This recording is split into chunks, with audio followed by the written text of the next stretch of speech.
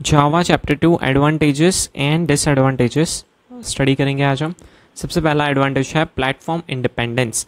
One of the most significant advantage of Java is it's platform independence. तो इसका क्या मतलब है कि जावा किसी भी टाइप के ऑपरेटिंग सिस्टम पे वर्क कर सकती है, for example Windows, Mac, Linux and more. और रिगार्डलेस कि आपने कौन से साल में आपका पीसी परचेस किया था, लेट्स से 2005, 2010, या फिर कौन से वर्जन की एप्लीकेशन आप रन कर रहे हैं, कोई इशू नहीं आएगा। जावा हमेशा वर्क करेगी अगर Java virtual machine properly work कर रहा है तो। ओके, जावा वर्चुअल मशीन के बारे में हम नेक्स्ट चैप्टर में डिटेल में सीखेंगे। नेक्स्ट एडवांटेज है ऑब्जेक्ट ओरिएंटेड प्रोग्रामिंग। ये भी आएगा फ्यूचर में, but let's take an overview. The OOP allows for modular and organized code, making it easier to write, debug and maintain large scale applications. तो इसका सबसे बड़ा फ़ायदा है कोड रीयूजेबिलिटी। मतलब कि आप एक ही बार कोड लिख रहे हैं और उसको मल्टीपल वेज में रीयूज़ कर सकते हैं। Then there is extensibility. तो इसका क्या मतलब है कि आप कोई भी एक एप्लीकेशन को एक्सटेंड कर सकते हैं, मतलब कि उसके फंक्शंस या फंक्शनैलिटी को इम्प्रूव कर सकते हैं। फॉर एग्जांपल आपने कोई एप्लीकेशन का फर्स्ट वर्जन रिलीज़ किया और उसमें फंक्शंस ऐड करके आपने सेकंड वर्जन रिलीज़ किया, तो that is extensibility. As developers can create reusable components and build upon existing code, right. तो अगर एग्जिस्टिंग कोड को हम मॉडिफाई करते हैं, दैट इज़ एक्सटेंसिबिलिटी। और उसमें अगर ओल्ड कोड के थोड़े कंपोनेंट्स या फिर लॉजिक को हम रीयूज़ करते हैं, that is code reusability. Next है रिच स्टैंडर्ड लाइब्रेरी। तो Java provides a comprehensive standard library known as Java Development Kit (JDK), which offers a vast range of pre-built classes or methods. मतलब कि ये classes और methods जिसने जावा create किया उससे नहीं क्रिएट किए, लेकिन उसके डेवलपर्स जो जावा पर वर्क कर रहे हैं उन्होंने हमारे लिए कुछ क्लासेस और मेथड्स क्रिएट करके रखी है जिसको हम डायरेक्टली यूज़ कर सकते हैं। उनको कोड करने की हमें कोई ज़रूरत नहीं है। तो that are called classes packages. तो वो भी रिच स्टैंडर्ड लाइब्रेरी, मतलब कि बहुत सारे ऐसे क्लासेस अवेलेबल है जावा में। फिर है memory management and garbage collection. तो जावा का मेमोरी मैनेजमेंट भी काफ़ी अच्छा है और वो बेसिकली ऑटोमेटिक है। Java automatically manages the memory allocation and deallocation through its built in garbage collector. तो ये एक टर्म है गार्बेज कलेक्शन, राइट। तो यहाँ पर क्या होता है, अगर आपने कोई एक ऑब्जेक्ट क्रिएट किया है और उसको रेफरेंस कर दिया है नल से, राइट, या फिर उसको कुछ भी असाइन नहीं किया है, तो वो नल क्रिएट हो जाता है और जावा का गार्बेज कलेक्टर ऑटोमेटिकली कुछ टाइम के बाद रन होता है और उसको आपने जो भी मेमोरी असाइन की होगी वो डी अलोकेट कर देता है, मतलब कि रिमूव कर देता है, ताकि मेमोरी कंजप्शन नॉर्मल रहे हमारे प्रोग्राम का। तो it automatically identifies and reclaims the memory no longer in use, enhancing the Java application's overall stability and reliability. Next दो एडवांटेज है स्ट्रॉन्ग कम्युनिटी सपोर्ट।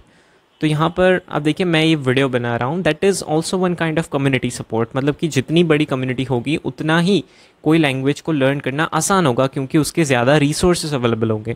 तो Java has a vast and active community of developers world wide.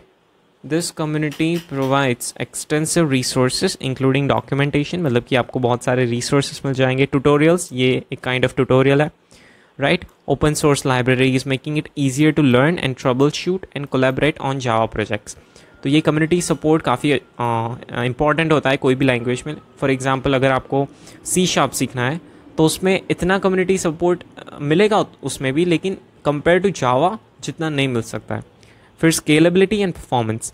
तो Java is robust architecture and multithreading capabilities allow developers to build scalable and high performance applications. It enables application to efficiently utilize system resources and handle multiple tasks simultaneously. और एक advantage है जावा का, that is it's security, right. तो जावा banking sector में काफ़ी use होता है। Banking applications most of Java पर बिल्ट होती है, क्योंकि जावा के कोड की सिक्योरिटी काफ़ी अच्छी हम कर सकते हैं कंट्रोल। नेक्स्ट है कुछ डिसएडवांटेज भी होंगे ऑब्वियसली। तो performance overhead. Java's platform independence comes at a cost. The virtual machine interprets Java bytecode, which can introduce performance overhead compared to other languages that compile directly to machine code. तो यहाँ पर क्या होता है, ये next video का topic है, but let's see overview ले लेते हैं हम छोटा सा। तो यहाँ पर सारी लैंग्वेजेस में क्या होता है, नॉर्मल जो हम लिखते हैं वो डायरेक्टली कंपाइल होता है मशीन कोड में बाय दी कंपाइलर। लेकिन जावा में क्या होता है, इस जावा में बीच में एक वर्चुअल मशीन का रोल होता है जो सबसे पहले हमारे स्टेटमेंट्स को बाइट कोड में कन्वर्ट करता है, एंड देन वो बाइट कोड कन्वर्ट होता है मशीन कोड में, राइट। तो ये एक एक्स्ट्रा स्टेप बीच में जो ऐड होता है, that is called performance overhead. फिर है memory consumption. Java's automatic memory management through garbage collection can lead to higher memory consumption compare to the languages with the manual memory management. तो manual memory management कहाँ पर है, तो C language में manual memory management है, जहाँ पर आपको सब कुछ आप कंट्रोल कर सकते हैं, कौन सी मेमोरी कहाँ पर है, सब कुछ। यहाँ पर गार्बेज कलेक्शन में भी एक इशू है कि आप गार्बेज कलेक्शन को फोर्स नहीं कर सकते कि वो इसी मोमेंट पर गार्बेज को कलेक्ट कर ले, राइट। वो लो प्रायोरिटी में रन होता है, उसके ऊपर भी एक चैप्टर आएगा अलग से, okay. Another disadvantages are slower startup time.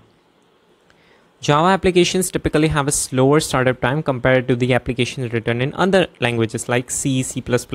तो basically सबसे fast है C, C++, फिर आप कह सकते हैं Java, and last is Python. Python slow है काफ़ी.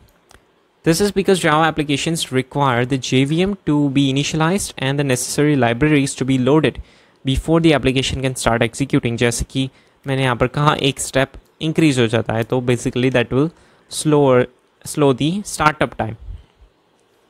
For a steep learning curve, Java has a rich ecosystem with the extensive libraries and frameworks, but it also has a considerable learning curve. The language itself can be complex. मतलब आप अगर आप Python से compare करेंगे और अगर आप beginner है, आपको कुछ भी logic मतलब कोई भी foundation नहीं है आपकी programming में, तो it can be a little complex, right? अगर आपने पाइथन नहीं देखी है और डायरेक्टली जावा सीख रहे हैं तो इसको इतना कॉम्प्लेक्स नहीं लगेगा, क्योंकि आपको पता ही नहीं है कि ईजी क्या होता है, राइट। लेकिन अगर आपको पता है कि पाइथन इतनी ईजी है और फिर आप यहाँ पर देखेंगे तो आपको डेफिनेटली एक दिखेगा डिफरेंस कि ये कितनी डिफ़िकल्ट है कंपेयर टू पाइथन। तो specially for beginners with no prior programming experience, तो these are some disadvantages, okay. तो नेक्स्ट चैप्टर होगा कंपाइलेशन प्रोसेस, लेकिन this is the end of this chapter. मैं आपको ये पीपीटी डिस्क्रिप्शन में दे दूंगा और कोर्स का प्लेलिस्ट भी डिस्क्रिप्शन में मिल जाएगा, आप उसको बुकमार्क कर सकते हैं, ओके।